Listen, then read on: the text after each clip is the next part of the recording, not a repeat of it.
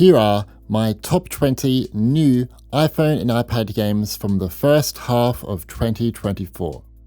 For reference, all games have been played on an iPhone 15 Pro. Number 20, we have Beast. Beast is an online shooter by the creators of Frag Pro Shooter. The game features animal heroes piloting powerful mechanized armors known as beasts. With accessible gameplay mechanics, players can unleash their inner champions by seamlessly switching between agile pet and powerful beast forms, each boasting distinct abilities and weapons. The game features a roster of heroes. You can play solo or team up with others online, and try out modes such as Quick Match, Payload, Crystal Rush, Free for All, and more modes are coming soon. It's easy to play with the touch controls, or you can play with a controller. The game is available to Apple Arcade subscribers on the App Store. It should be supported on a range of devices. Number 19 is Athenian Rhapsody. Athenian Rhapsody is a comedic adventure RPG game in which you'll explore the world of Athens. Your goal is to build your very own Rhapsody, the story of you, the player, and your epic tale adventuring in this world. Your story will unfold based on your decisions. The battle system is very similar to Undertale. It's a series of mini-games where the character needs to avoid projectiles that get more ridiculous the further you get into the game. Athenian Rhapsody offers a free demo with an in-app purchase of $7.99 to unlock the full game. It should be supported on a range of devices. Number 18, we have Art of Rally. Art of Rally has players racing across the world through colourful and stylized environments in top-down view. It has many modes from career, time attack, custom rally, online events, and free roam, and many different vehicles to try out.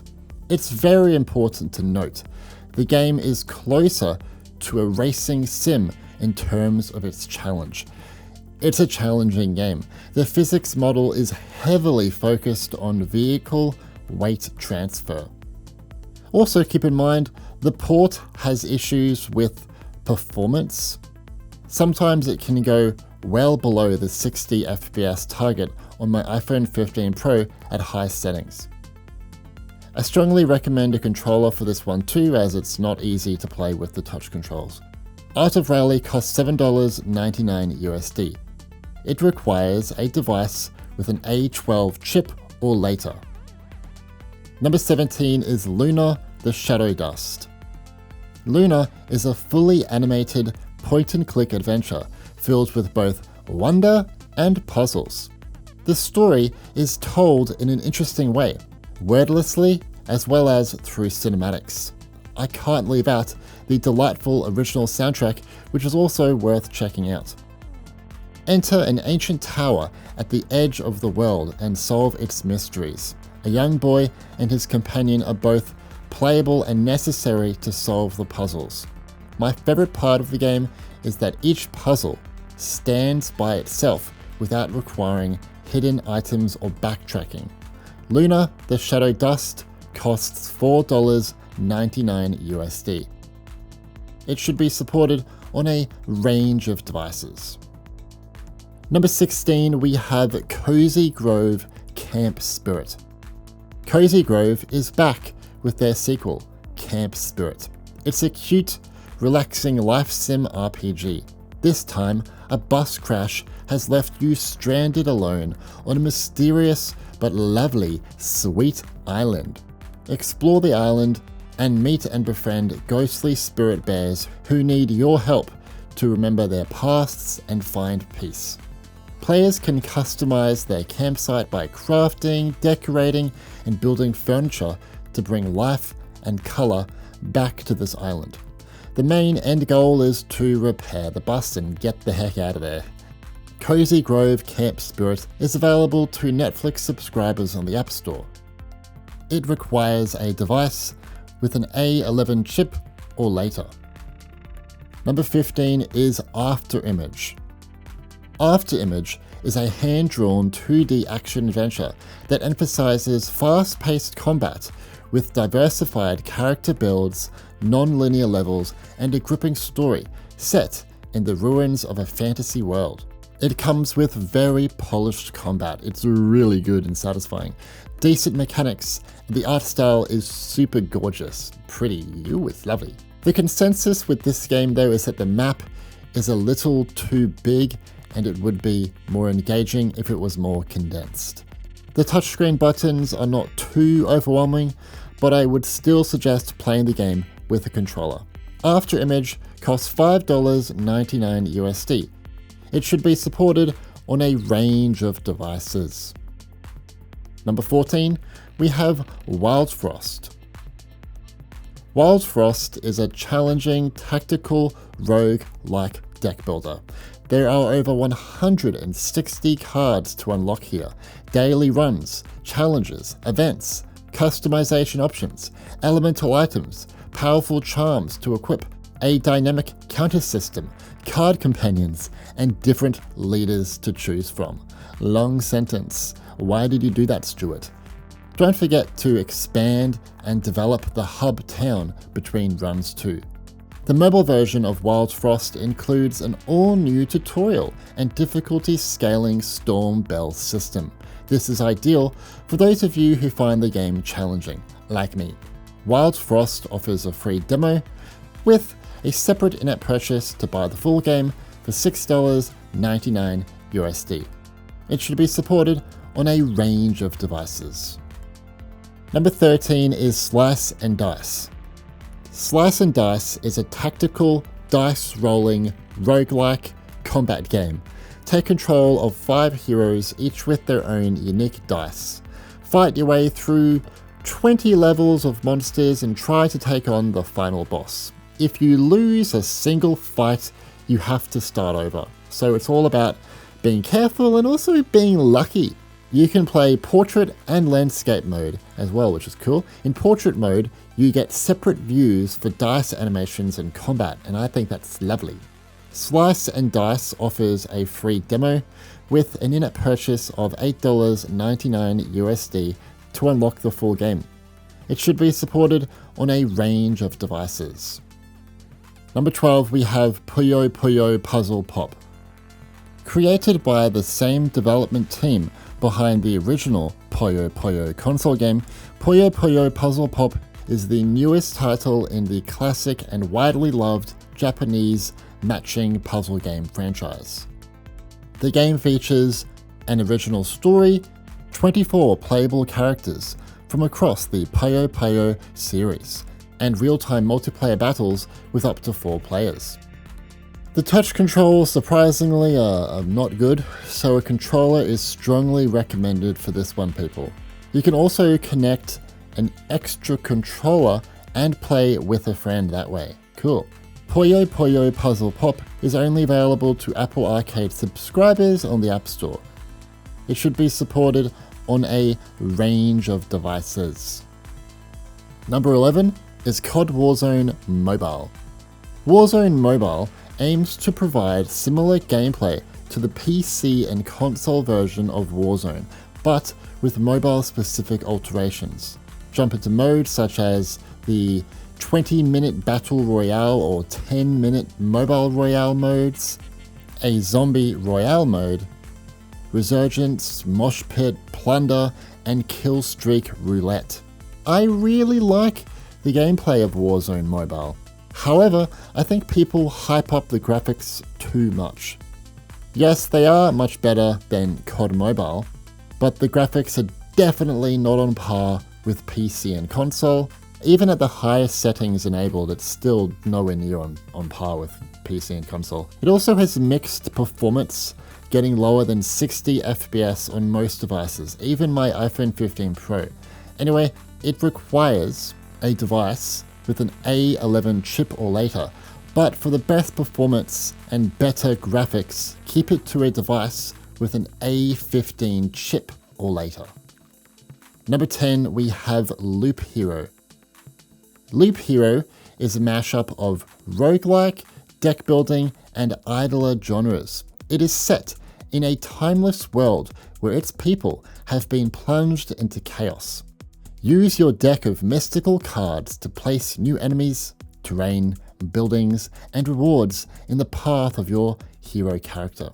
While seemingly simple at first, there's some nuanced strategy to play to select the optimal location and type of card to use. You'll unlock new classes, better gear, and more heroes as you play. Eventually, you'll have a chance to take on challenging bosses and guardians in your attempt to break the timeless cycle of the world. Loop Hero offers a free demo with a separate in-app purchase to buy the full game for $6.99 USD. It should be supported on a range of devices. Number 9 is Skul, the Hero Slayer. Skul is a mix of roguelike and 2D action adventure. Jerk humans have attacked for no reason and wiped out the demons. As the remaining lowly skeleton, it's up to you to rescue the king and fight the whole army yourself. You can gain new and exciting powers depending on what skull you are wearing. Use up to 2 at a time, each with its own unique stats and abilities. I suggest playing this game with a controller due to its very challenging gameplay, which is not easy on a touchscreen. One thing I'm disappointed with is that the game only runs at 30 FPS, but otherwise, it runs well. Skul the Hero Slayer costs $7.99 USD. It requires a device with an A12 chip or later. Number 8, we have Warframe. Warframe finally made its way to the App Store earlier this year, with full crossplay and cross-progression. Warframe is a free-to-play online action game that includes elements of shooters, RPG, and stealth games. It's also, yes, free, and I'm generally against free mobile games, but this one is not pay to win, like a lot of other free mobile games out there. It's the same as the original PC and console version, which just pay for convenience or cosmetics. The game is very demanding though, and it struggles to get 60 FPS on my iPhone 15 Pro. It often drops down to 40. So it's best to play at 30 FPS in the settings unless you have an M series iPad. It requires a device with an A12 chip or later, but for better performance and graphics, keep it to a device with an A15 chip or later. Number 7 is Astris. Astris is a semi-real-time turn-based 3D RPG. Use an Obscurian maneuver system and time your responses to perfectly counter enemy attacks. You can also pull off powerful team combos and joint attacks with your allies. This is not a gacha game, by the way. It's a paid premium title. With Astris, you get what you pay for, and it has no in-app purchases. The graphics are great too, just like a typical gacha game. It's a little annoying that the game doesn't have controller support though, but I think most can easily play the game with the touch controls as you're just walking and running around here, and the combat is turn-based, so you can get by. Astris costs $9.99 USD. It requires a device with an A12 chip or later. Number 6, we have Rainbow Six SMOL or SMOL. SMOL is a top-down rogue-lite mobile game that takes players to the cute version of Tom Clancy's Rainbow Six universe.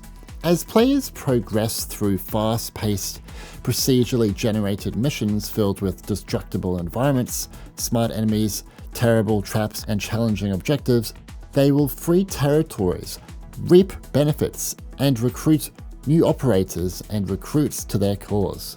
Jeepers creepers, that was a long sentence, Stuart. Why do you do that to yourself? I absolutely adore this one, and I need to spend more time with it. SMOL is only available to Netflix subscribers in the App Store.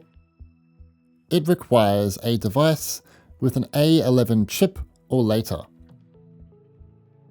Number 5 is Assassin's Creed Mirage. AC Mirage is a it's Assassin's Creed. It's an open world game where you murder people and you do some parkour. It's fun if you're into that stuff. Anyway, the game is obviously on the App Store now, and it has cross progression and cross save with PC and console. The touch controls are decent enough for a AAA third-person game. Instead of a virtual controller, it uses on-screen buttons, similar to most other third-person mobile games. The game also has full controller support, and I still would suggest playing it with a controller exclusively. What else? It's capped at 30 FPS, but you can choose to play at low, medium, and high graphics. Still, it doesn't reach a locked 30 FPS at low settings on my iPhone 15 Pro, so it's best played on an iPad. AC Mirage offers a free demo with an in-app purchase of $49.99 USD to unlock the full game, and other purchases for additional content, same as other platforms. It is only supported on an iPhone 15 Pro model or an M series iPad. Number 4, we have Death Stranding. Death Stranding has players going on a journey through a post-apocalyptic narrative comprised of an epic Hollywood cast. The game also has controller support with adaptive triggers. Cool. The touch controls suck big time. Oh, so bad. So definitely use a controller. It's also capped at 30 FPS and runs at low graphics on everything, but it's still impressive that this is even playable on mobile. Like AC Mirage, in many ways the game is best played on an iPad as it can't maintain 30 FPS on iPhone 15 Pro, but still, it's impressive that it's running here in the first place in some circumstances. Death Stranding costs $19.99 USD right now. It's on sale. It's on sale right now, and then it's going to go back to its original price, which is like $39.99 USD, so get it while it's hot. It is only supported on an iPhone 15 Pro model or an M series iPad. Number 3 is Katana ZERO. Katana ZERO is an incredibly fun and well-polished game. It's a stylish, neo-noir action platformer which brings stunning visuals, fantastic music, fast-paced gameplay, and offers a very deep story. The gameplay has you slashing, dashing, and controlling time to get past levels. The only con for this game is that it is too short. I finished it in 5 hours. I want more. That being said, its replayability is fantastic. There are secret things you can find, the dialogue options affect the gameplay, there are secret bosses, plus it's just the kind of game you randomly will feel the urge to pick back up. It's that good. The game is challenging, and I recommend playing with a controller over touchscreen. Katana ZERO is only available to Netflix subscribers on the App Store. It requires a device with an A11 chip or later. Number 2, we have Hades. Hades is a rogue-like dungeon crawler in which you defy the god of the dead as you hack and slash your way out of the underworld of Greek myth.